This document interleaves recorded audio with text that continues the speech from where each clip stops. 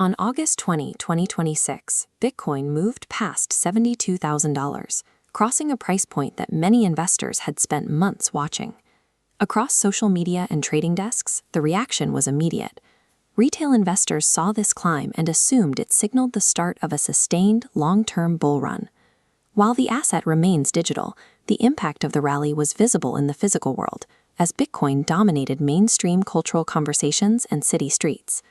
But in modern finance, widespread euphoria and the fear of missing out are often the most reliable indicators of an impending trap.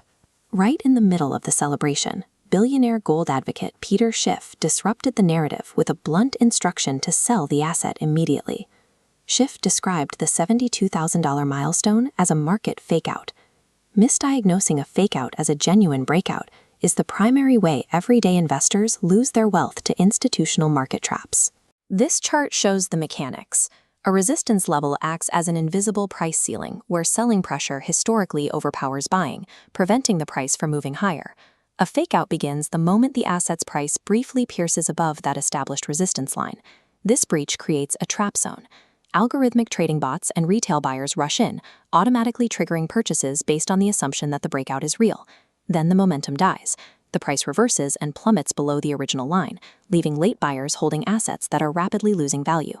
A fakeout is not a random market accident, but a mechanical transfer of wealth from emotional retail buyers to calculating institutions. Traditional Wall Street takes a structural view of crypto assets, remaining skeptical of valuations that lack physical backing. Because Bitcoin lacks tangible utility, its price movements are highly susceptible to shifts in sentiment rather than changes in fundamental value. This rally was further influenced by side effects from Nyla AI, a high-frequency algorithmic trading model. As Nyla AI gained traction in the tech sector, its automated buy orders spilled over into crypto markets, artificially inflating Bitcoin's momentum. When an asset's price is untethered from physical constraints, a $72,000 valuation can be easily manipulated by pure market psychology. To counter this volatility, Schiff points toward a historical safe haven, physical gold. Gold relies on the principle of physical scarcity. Its immense weight and the requirements for secure storage insulate the asset from the sudden, sentiment-driven collapses seen in digital markets. During times of high market uncertainty and inflation, physical gold historically behaves inversely to speculative tech assets. Traditional investors prefer the slow, predictable preservation of physical metals over the unpredictable gambles associated with digital code. This specific Bitcoin rally highlights a broader philosophical war in how people generate and protect wealth. On one side is the pursuit of rapid, speculative growth. On the other is the demand for reliable, generational wealth preservation. While Schiff's timing on a specific rally might be debated, his framework for identifying market traps serves as a necessary defense mechanism for any investor. Surviving modern markets requires choosing an investment ideology based on your actual risk tolerance, rather than blindly chasing upward trends.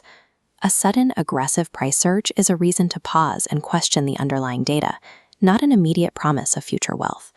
Investors must learn to pause at critical resistance levels and evaluate the mechanics of the move before executing a trade.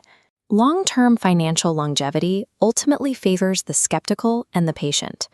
To avoid becoming the exit liquidity for an institutional fakeout, you must look past the digital hype and prioritize structural stability over momentary euphoria.